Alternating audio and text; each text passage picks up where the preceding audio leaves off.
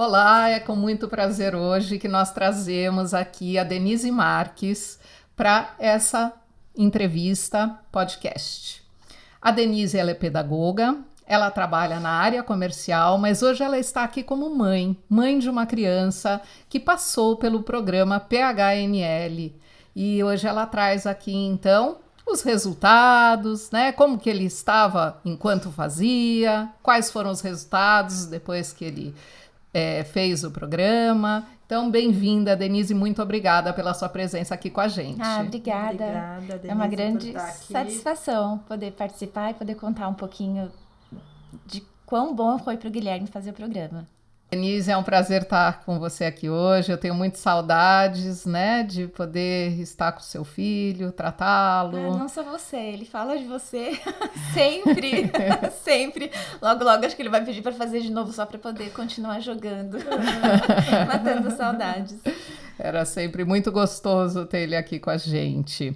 Mas a gente gostaria de saber, por que você procurou esse trabalho, né? Quem te indicou? Como é que você chegou até o programa PHNL? Então, o que me fez procurar o programa foi a vontade de tratar, de controlar o TDAH do Guilherme sem medicação. Por quê? Porque ele já tinha tentado com medicação anteriormente e ele se mostrou extremamente sensível. Eu sou muito sensível à medicação e eu já vi que o Guilherme é como eu. Então, até pensando nisso, enquanto eu já tomei remédios que me fizeram mal, eu pensei 2 vezes antes de continuar seguindo com a medicação. E foi tão ruim para ele a medicação que ele acabou indo parar no pronto-socorro com os efeitos colaterais fortíssimos que nem eram previstos em bula. Então, assim, a vontade da neurologista era que ele continuasse com medicações diferentes. Mas eu e meu marido ficamos tão assustados com a reação dele ao remédio que a gente decidiu que não, ele não iria mais tomar medicação, que a gente tentaria algo alternativo. Na verdade, a gente foi contra o que a maioria das pessoas que conversavam com a gente, profissionais também, recomendavam, porque falavam, olha, o TDAH dele é forte, ele é uma criança que não tem concentração, ele não tem foco, se ele não tomar medicação, dificilmente ele vai melhorar. Mas meu coração dizia, não continua com o remédio, você sabe o quanto você é sensível, pelo jeito ele é sensível como você, tenta de outra forma. Então foi por isso que a gente procurou o programa. E Denise, quantos anos ele tinha na época? Ele tinha 9 anos. 9. E o que ele tinha? Assim, como é que eram essas... Bom, primeiro que eu acho que como todo TDAH, ele era uma criança muito, muito agitada. Ele não tinha praticamente nenhum tipo de controle aos impulsos. Então, ele não conseguia se controlar para falar, não conseguia se controlar para esperar, não conseguia ficar sentado, não conseguia ficar com as mãos paradas. Ou, por exemplo, quando ele começava a fazer lição, enquanto a gente conversava, ele precisava pegar alguma coisa e ficar batendo, ficar se coçando, ficar girando, e aquilo era um problema, porque enquanto ele estava naquela agitação, ele não conseguia evoluir em outros aspectos da vida dele, por exemplo, na escola, ou mesmo nos esportes que ele gostava de fazer. Então, ele era uma criança extremamente agitada, 0 de foco e 0 de atenção. Na verdade, o Guilherme só tinha foco e atenção para as coisas que interessavam para ele, que eu acho que aí entra a questão do hiperfoco de quem tem TDAH. Mas ele precisava conseguir focar nas coisas que também não interessavam. Claro. E foi isso que a gente veio procurar com a Carla, um tratamento sem medicação. Sim. Foi isso. Então você traz um dado que é da atenção involuntária. Então tudo que diz respeito à atenção involuntária, o Guilherme ia bem, né? Ele fazia, fluía e fazia com muita motivação. Agora, quando exigia uma atenção voluntária, que era para pensar, para fazer, ele tinha mais dificuldade. Dificuldade, resistência, mau humor. Então, porque eram coisas que ele não queria, né? Sim, na outra, era muito difícil. Por exemplo, ele na pandemia, assim como para todas as crianças, foi muito difícil para ele, mas ele estava em época de alfabetização. Ele não queria, era muito difícil, exigia muito dele. E eu lembro de um dia que foi assim o pior de todos, que ele começou a aula online às 7 horas da manhã, terminou 1h30 e a gente ficou fazendo lição até as 11 da noite. Aquilo para mim foi a pior experiência da pandemia, porque ele estava esgotado, eu estava esgotada, ele precisava fazer as lições, porque senão ia acumular, ele não conseguia. Mas não é que, nossa, era muita lição, era uma quantidade de lição normal para qualquer criança, com ou sem TDAH, mas nele era uma característica muito, muito forte. Qualquer coisa que ele não sentisse vontade, ele não conseguia fazer. Mas ele não conseguia, o que acontecia? Ele saía, levantava, como é que era? Ele ficava nervoso, ele ficava agitado, ele procurava coisas o tempo todo para fazer com a mão, ele ficava fazendo barulhinhos com a boca. Isso eu só percebi depois que a Carla notou. Ela falou para mim, você nunca percebeu isso? Eu falei, não, eu faço lição com ele todo dia e nunca percebi. Então a Carla me trouxe coisas que eu acho que por eu estar tão acostumada, eu já não notava mais. E aí ele sentia vontade de ir ao banheiro. Eu sei que muitas dessas coisas são normais com todas as crianças, mas com ele era muito mais difícil. E eu sempre uso como referência o meu primeiro filho, o Henrique. E era completamente diferente. O Henrique também tinha todas essas resistências de criança, mas quando precisava ele conseguia focar, ele conseguia colocar atenção, ainda que ele não gostasse, ele conseguia desenvolver. E o Guilherme, se não gostasse, ele não conseguia desenvolver nada. E hoje é bem diferente. E o que isso trazia na relação familiar? Era desgastante daí? Na cobrança, etc? Muito. Né? Era muito desgastante, acho que em todos os aspectos, porque, primeiro, que eu sou uma mãe bem exigente, eu sei disso. Então, eu sentava com ele e enquanto a gente não terminasse a lição, ele não estava liberado e eu também não. Então, você era exigente e dedicada também. Exigente e sim, exigente e dedicada, eu posso dizer que sim. E aí, ele não colaborava em nada, ainda que ele quisesse, porque muitas vezes eu percebia que ele estava tentando, mas ia além da capacidade. Alguma coisa mais forte do que ele tirava assim a concentração, tirava ele dali. Ele estava de corpo presente e mente ausente. Ou coisas, por exemplo, se ele estivesse escrevendo, às vezes no meio da palavra ele parava de escrever e ele nem sabia o que ele estava escrevendo. E aí, ele tinha fome, ele tinha vontade de ir ao banheiro, dor de cabeça, coçava o olho, coçava o nariz, a roupa esquentava. E isso acabava que causava, assim, uma situação muito desgastante para todos nós. Porque eu entrava no quarto, ou no escritório, fechava a porta, e eu não queria que ele saísse antes de terminar. Para mim também era difícil, porque... Claro. Eu queria que ele fizesse, eu queria que ele evoluísse, mas... então ele chorava muito, eu ficava muito nervosa. E isso refletia na escola. Bom, sempre refletiu, mas na verdade a escola tratava isso meio que como uma ansiedade de mãe.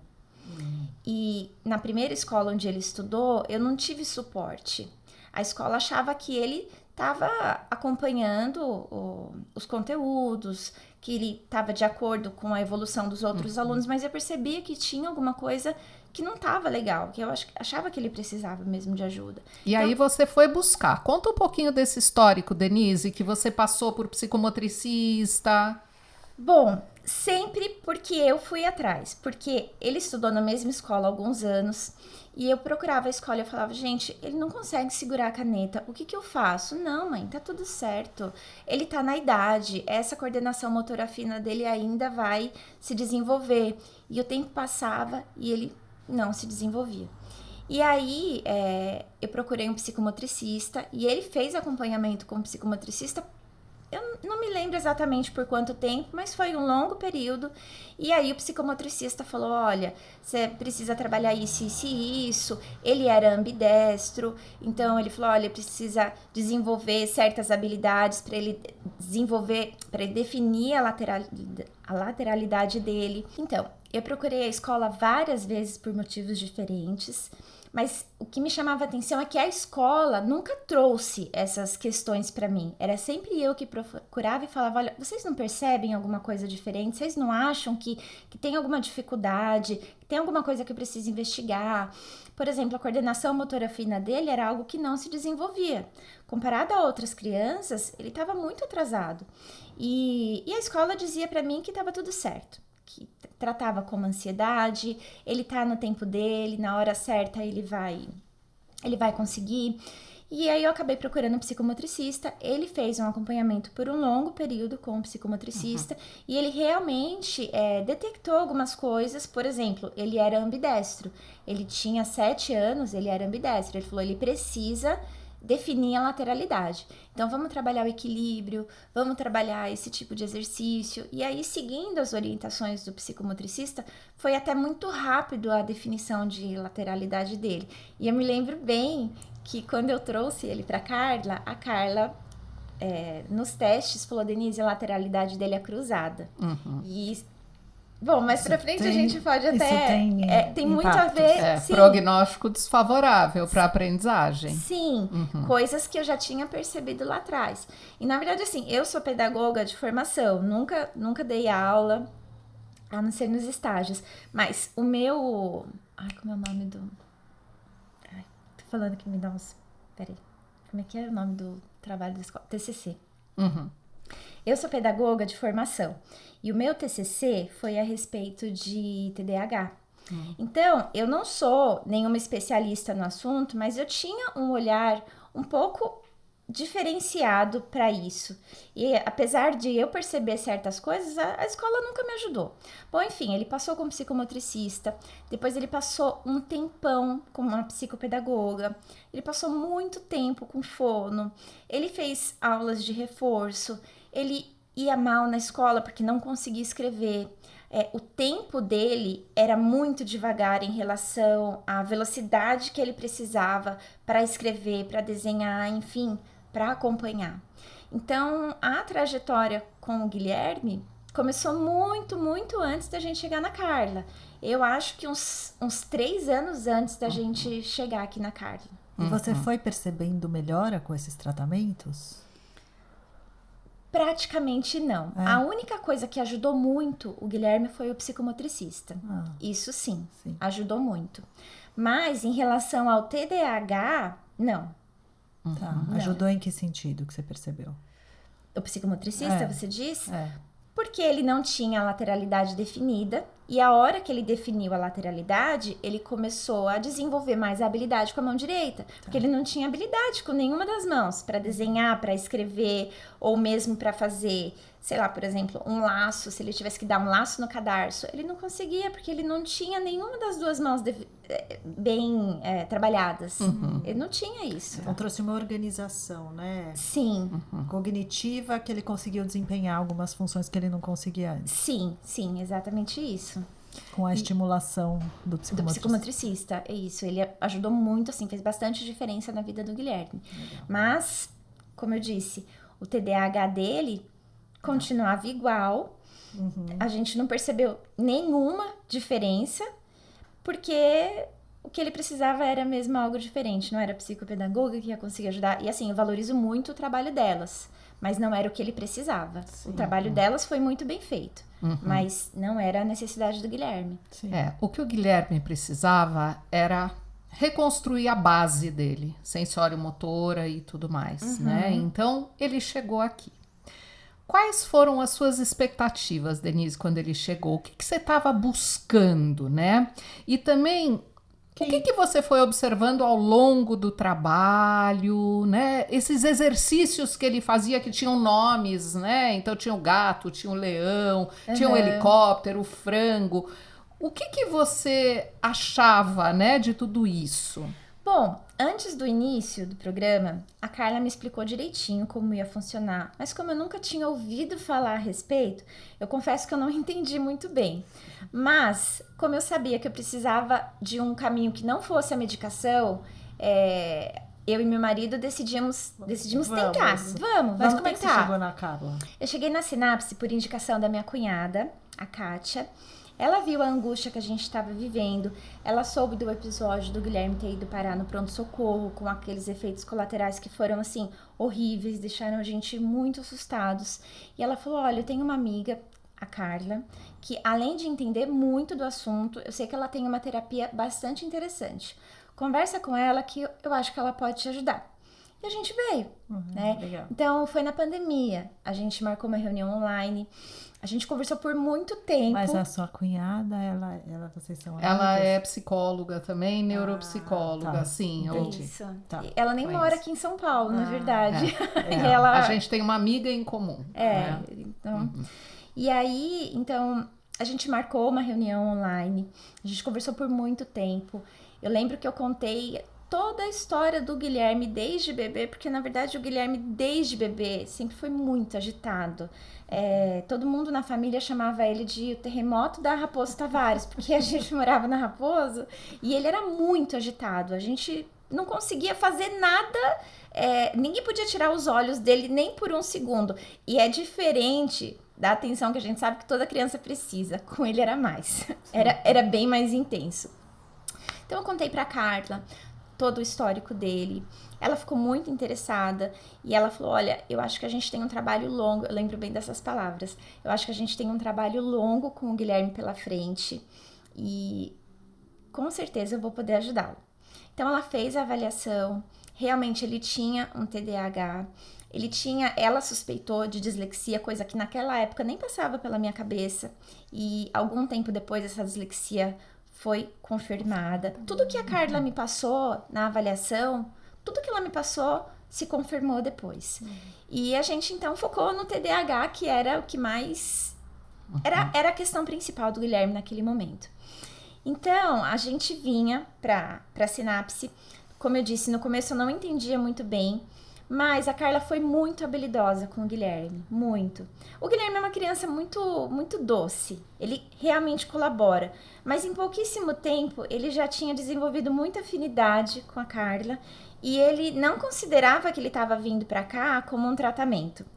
Para o Guilherme, ele estava vindo para a Sinapse para se divertir, para brincar com a Carla. Era isso que ele esperava. Tanto que se acontecia alguma coisa e a gente não podia vir, ele ficava triste. E quando as sessões acabavam, ele ia embora triste. Ele queria continuar jogando com a Carla, né? E ele fazia exercícios que eram engraçados, como ela disse. Então, ele fazia o helicóptero, ele fazia o frango, ele movimentava a língua, o braço, a cabeça, cada coisa para um lado. E todos esses exercícios, eles eram muito desafiadores, exigiam coordenação, concentração, atenção, memória, e com o tempo o Guilherme foi evoluindo. A Carla me contou que durante o tratamento ele receberia dinheirinhos à medida que ele fosse merecendo.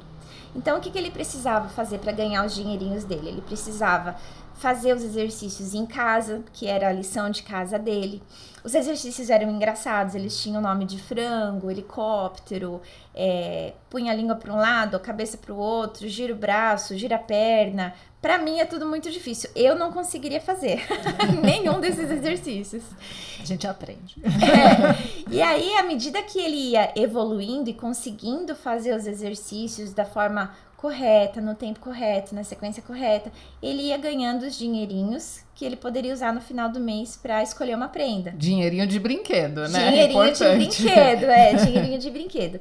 Só que no final de cada sessão, a Carla tinha sempre um jogo de atenção que era muito desafiador. Eu ficava aqui em cima, trabalhando no computador, e só ouvia os dois na sala lá embaixo. E eu ouvia o Guilherme rindo, eu ouvia o Guilherme gargalhando. E enquanto ele brincava, ele não percebia, mas ele estava sendo tratado. Ele estava sendo meio que reabilitado, eu não sei que palavra usar. Reabilitado. E aí, quantos jogos eu comprei durante o programa, porque ele me chamava e ele falava, mãe, eu quero esse jogo. E aí ele ensinava pra gente como jogar. E aí cada vez que ele ia bem no jogo, ele também ganhava o dinheirinho. Então isso era uma super motivação pra ele, porque quanto melhor ele fosse, quanto mais atenção ele prestasse, quanto mais focado ele estivesse, maior seria a recompensa. Aí chegava no final do mês, a Carla tinha uma mesa cheia de cacarecos, cheia de prendas, coisa que criança adora, e ele ia lá e escolhia, as coisas tinham preços diferentes, e ele ia poder comprar de acordo com o que ele tivesse ganhado no mês. Tinha que fazer as contas matemáticas, ele tinha que fazer as contas, e se ele esquecesse de trazer o dinheirinho no último dia do mês, ele ia ficar muito triste. Por quê? Porque era o único dia do mês Só que ele o mês poderia comprar a seguinte. prenda. Até eu lembro que uma vez a Carla fez um empréstimo pra ele. Ele esqueceu o dinheirinho no dia, ele... Droga, eu não podia ter esquecido. Ela falou, tá, eu vou te fazer um empréstimo, mas você vai ficar tantas sessões sem receber. Sim.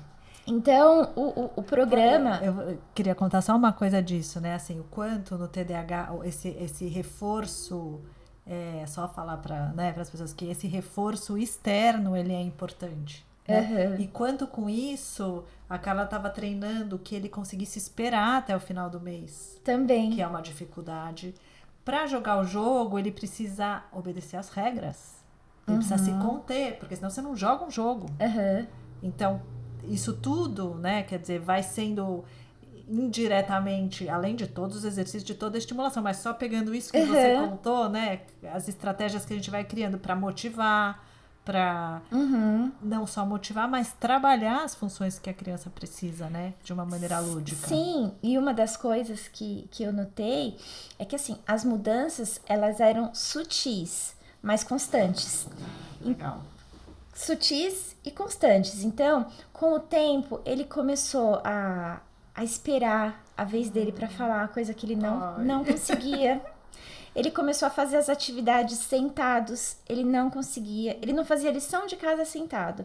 No começo, ele não jogava com a Carla sentado. Tudo que ele fazia era em pé, batendo, chacoalhando, se mexendo. Então, pouco a pouco... Aquilo que eu não tinha entendido no começo, que a Carla me explicou, começou a fazer sentido. Você começou a ver. Eu comecei a ver que todos aqueles exercícios de foco, memorização, concentração, perfeição, ritmo, sintonia, enfim, todas essas coisas começaram sim a surtir efeito, sabe? No comportamento, no foco, na concentração.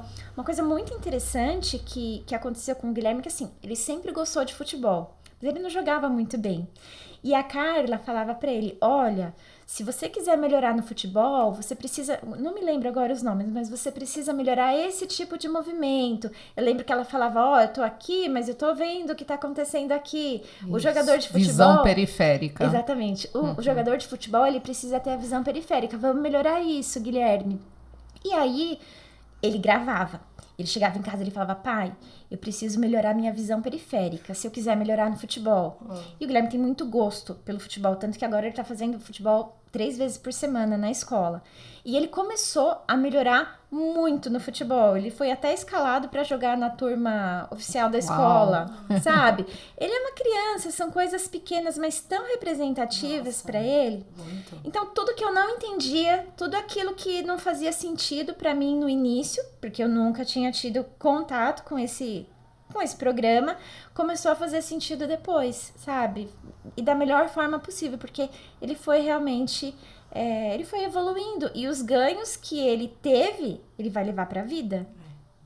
Eu lembro bem de um dia que ele trouxe a bola de futebol e ele falou, vamos fazer uma brincadeira com a bola de futebol? Eu falei, vamos. O que você acha, Guilherme, que a gente pode fazer? Aí ele falou assim, olha... eu trabalhava muito com a flexibilidade cognitiva com ele já. Então, ele inventou a brincadeira. Ele falou assim, olha, quando eu driblar a bola para a direita, você vai ter falado um nome de comida. Quando for para a esquerda, o nome de uma pessoa. Quando for para frente, uma cor. Quando for para trás, um estado. Eu falei, tá bom. E eu comecei, laranja, Piracicaba, verde, hambúrguer. E ele ia driblando e controlando a bola. Quer dizer, mais do que só a brincadeira, que trabalhava a atenção para pensar que lado que eu vou, né? Trabalhava a memória. O controle inibitório, ele driblava aquela bola não saiu do pé dele em momento algum. Então, quer dizer, o Guilherme, ele tinha isso, inclusive, de participar. Ele participava, ele queria inventar uma brincadeira, ele adaptava os exercícios para ficarem mais divertidos para ele. E é interessante porque o Guilherme é uma criança muito criativa. Ele é criativo, ele é divertido, mas para mim foi uma grande satisfação ver que aquilo causava prazer para ele. Porque, como eu disse, um dos meus receios no início era que ele não colaborasse. Por quê? Porque a gente estava vivendo ali momentos de tanta tensão, era pandemia, ele estava em fase de alfabetização, não conseguia aprender a ler, não conseguia aprender a escrever, era muito difícil. E ele não colaborava com o que ele não gostava. Foi um momento bem complicado pra gente. E quando eu conversei com a Carla, eu falei, Carla, ela deve inclusive ter achado que eu era uma mãe super protetora, eu me lembro muito bem disso. Falei, Carla, a minha preocupação e se ele não colaborar? E a Carla foi categórica comigo, ela disse, Denise, eu nunca tive uma criança que não tenha colaborado, ele tem que colaborar. E eu achei que ela seria dura com ele durante as sessões, mas não, ela foi tão carinhosa, ela foi tão habilidosa, então assim, ela foi firme como tinha que ser, ela conseguiu trazer o Guilherme, sabe, prender a atenção dele, motivá-lo, e ele foi evoluindo demais.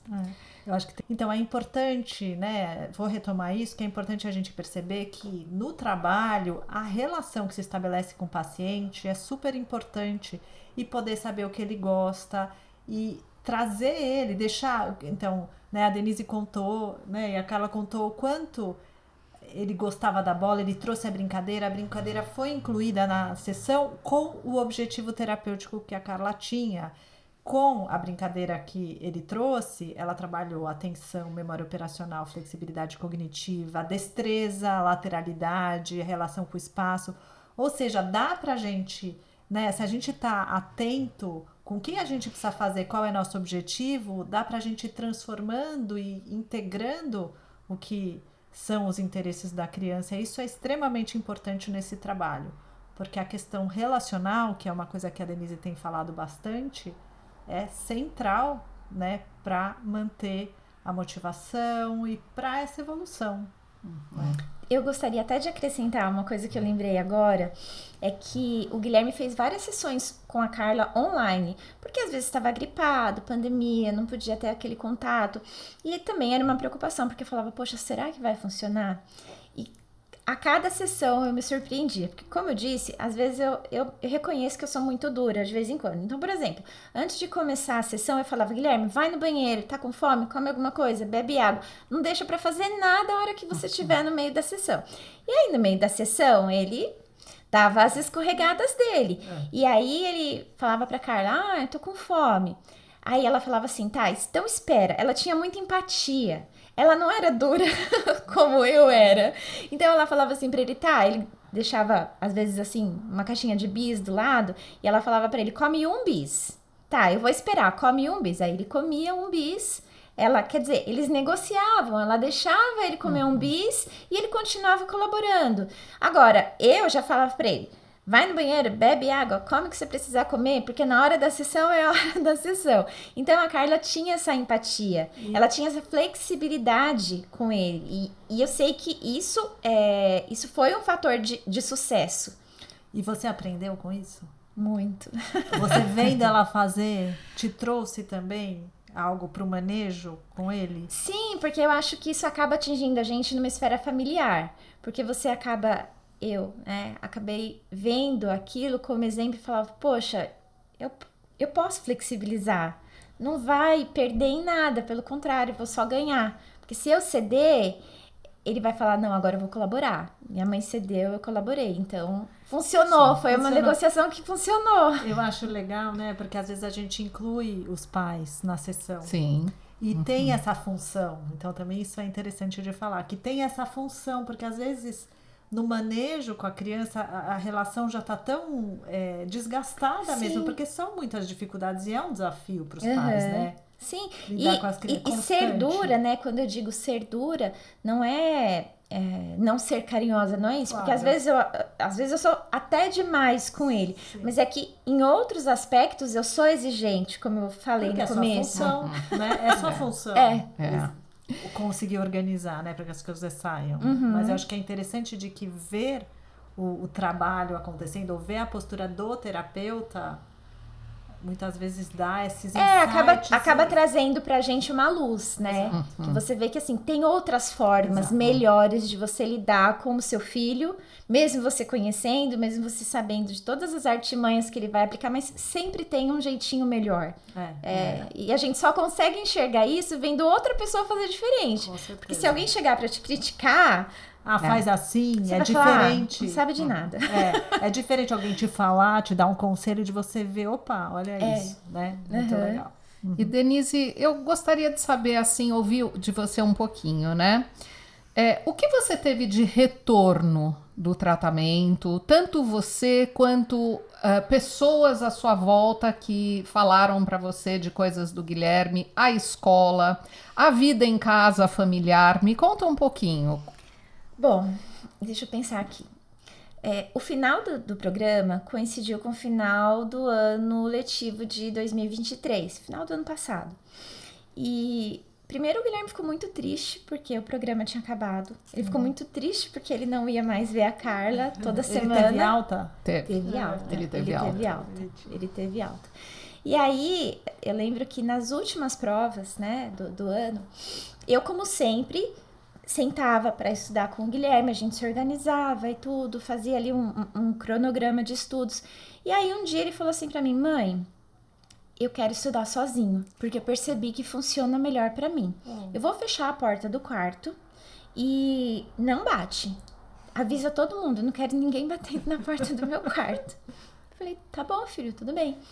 E aí no primeiro dia ele veio para mim com um resumo escrito por ele mesmo. Organizado, planejado por ele. Por ele mesmo. Aquilo me impressionou demais. Ele falou: mãe, eu li, eu fiz um resumo do que eu acho que vai cair na prova, agora pergunta pra mim, pra ver se eu vou acertar. E aí eu comecei a perguntar pra ele as coisas que ele mesmo tinha escrito. Gente, eu não entrei no quarto, eu não encostei no caderno, eu não abri nada para ele consultar. Então ele fez tudo sozinho, foi lá, sabe, abriu a agenda, viu as matérias que iam cair, viu a prova do dia, enfim. E aí ele fez isso com todas as provas.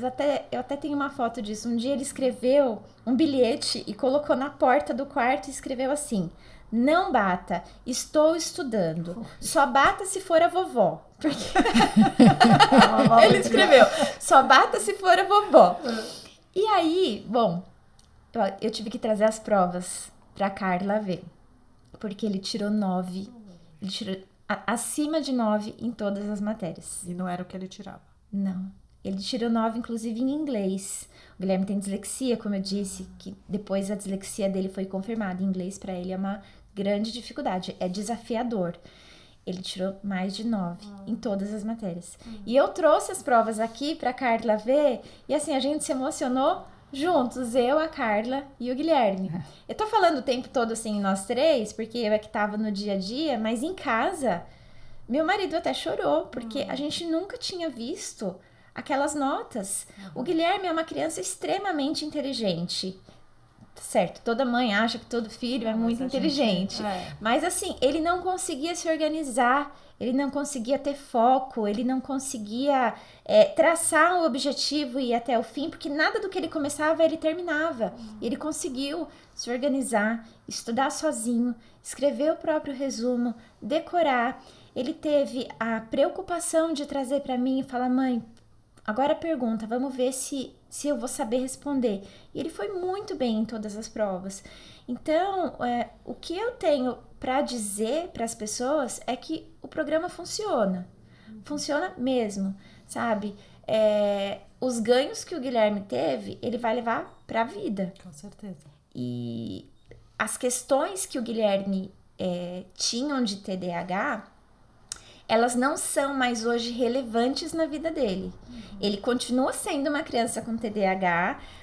Você olha para ele, você percebe que ele ainda é agitado, ele ainda é hiper focado nas coisas que ele gosta muito. Às vezes, uma coisa que ele não quer, ele tem uma resistência maior em colaborar, em ajudar. Mas assim, os reflexos disso na escola e na autoestima dele foram enormes, porque ele melhorou em todas as notas dele melhoraram, Ele aprendeu a se organizar, ele aprendeu a estudar, e agora ele não se sente mais inferior, digamos assim. Ele nunca verbalizou isso, mas às vezes ele dizia, eu não sou bom, não adianta, eu não vou aprender. E eu nunca mais ouvi isso do Guilherme, nunca mais. E a convivência, como é que ficou?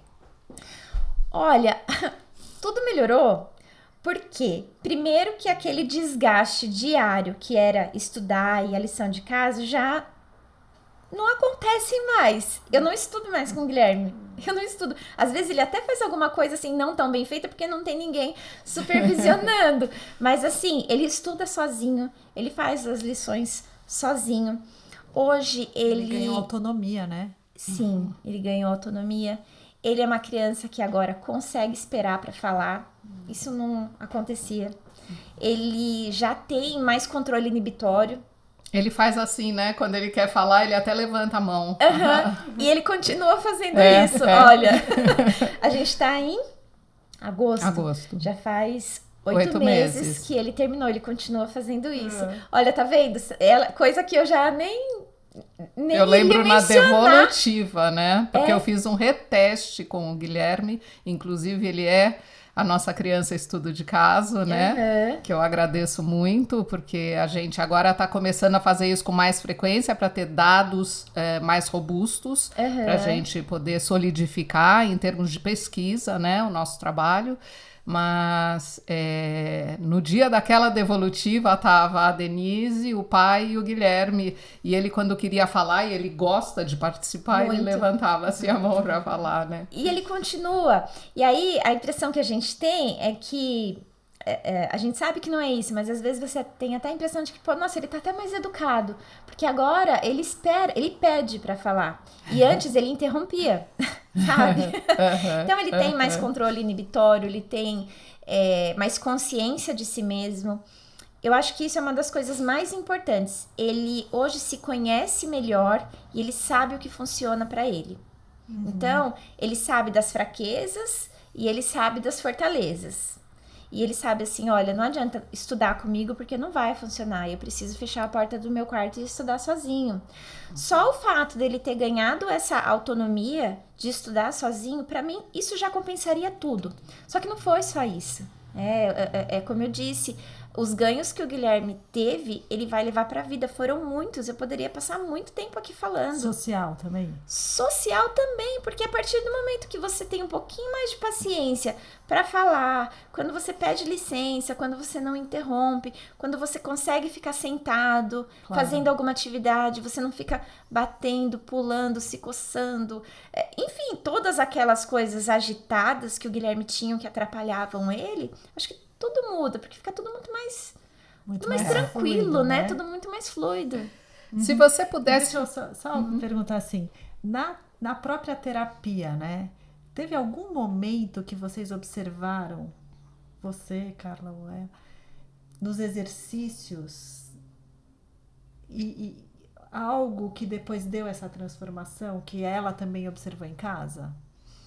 Deu para entender a minha pergunta? Os exercícios mais complexos trouxeram isso, com certeza, né? Então, na medida em que ele passa a realizar um robô misturado, um frango-helicóptero misturado, ele saiu daqui com alta fazendo frango de um lado, helicóptero do outro e trocado, né?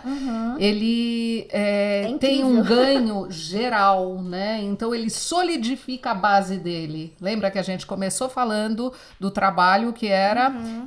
tapar todos os buracos da base que estavam, né, destampados, tapar tudo para que ele pudesse crescer e amadurecer em termos do desenvolvimento dele na esfera acadêmica, né, na esfera pessoal, na esfera esportiva, e tudo isso veio junto a partir do momento que a base foi solidificada. Então esses exercícios mais complexos, né, e ele fazer em casa, porque a Denise cobrava dele fazer pelo menos um exercício diariamente, que é muito importante isso. E muito difícil, os exercícios são difíceis.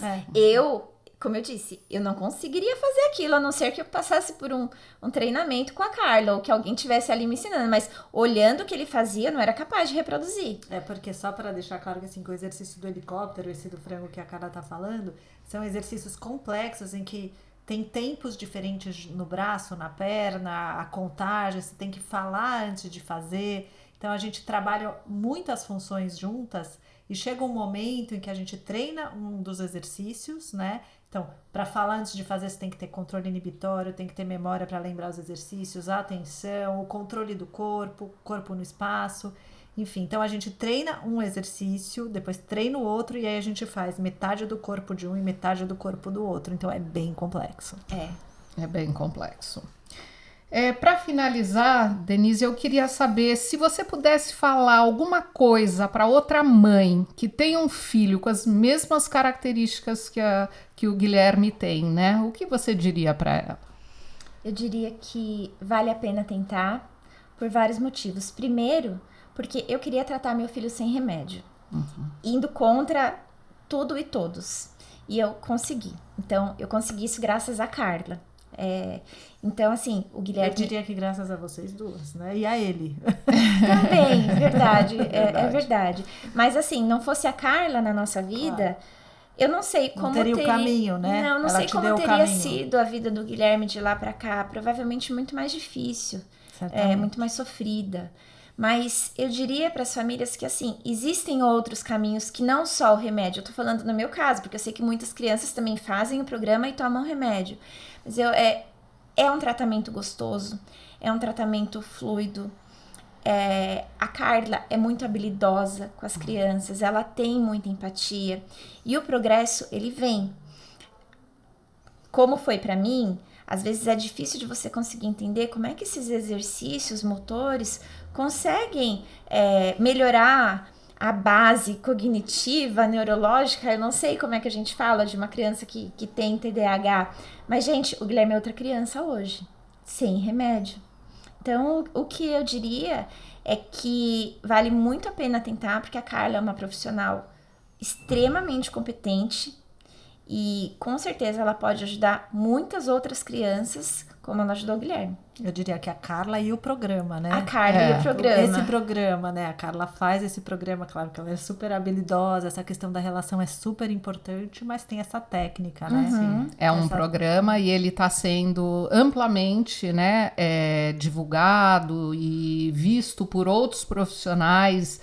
Outros profissionais têm interesse em conhecer, como você mesma disse, e chegou aqui para nós sem saber nada do que era, mas acreditando em algo que poderia te tirar da medicação, né? Então, esses outros profissionais também estão interessados em conhecer algo que seja uma alternativa, né? E eu acho isso, considero isso até um trabalho social, sabe, Carla? Porque você poder disponibilizar isso, por exemplo, na sua plataforma, como um curso que uma pessoa possa fazer, eu acho incrível. Porque, claro que fazer presencial com você, para mim, seria a primeira opção. Mas se eu soubesse como é esse curso e não pudesse fazer presencialmente com você, eu iria para a plataforma, eu iria para o Hotmart. Isso está disponível, né? O curso para terapeutas, porque a nossa ideia é que mais pessoas possam fazer esse trabalho, porque para poder beneficiar mais crianças, mais adultos, idosos, enfim, quem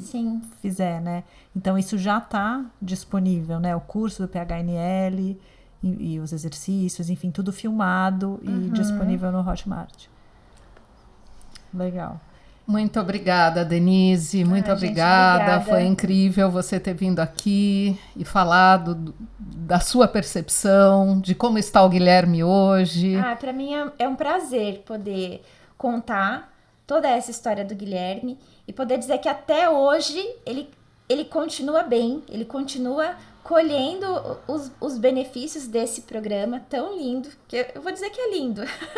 A gente também acha. Não tem outra palavra, é lindo. E é lindo ver o crescimento, né, das crianças. E como eles se beneficiam e como isso e como isso contribui na vida, né? E que diferença isso faz na vida. Isso que é o mais especial. Porque assim, eu sei que muitas crianças têm TDAH, muitas nem são diagnosticadas, outras são diagnosticadas e não são tratadas. Enfim, são várias situações. Mas a gente que convive com uma criança que tem um TDAH tão acentuado, sabe que é um desafio, sabe? É um desafio, isso traz problemas, isso traz traumas. E então baixa autoestima. Então, só para finalizar, o que eu tenho a dizer, repetindo a frase do meu marido da semana passada, é que assim, a gente não tem como pagar para Carla o que ela fez pro nosso filho. A gente vai ser grato por ela, sim, pela vida inteira. E o Guilherme nunca vai esquecer a Carla. Nunca. Impossível. Que bom.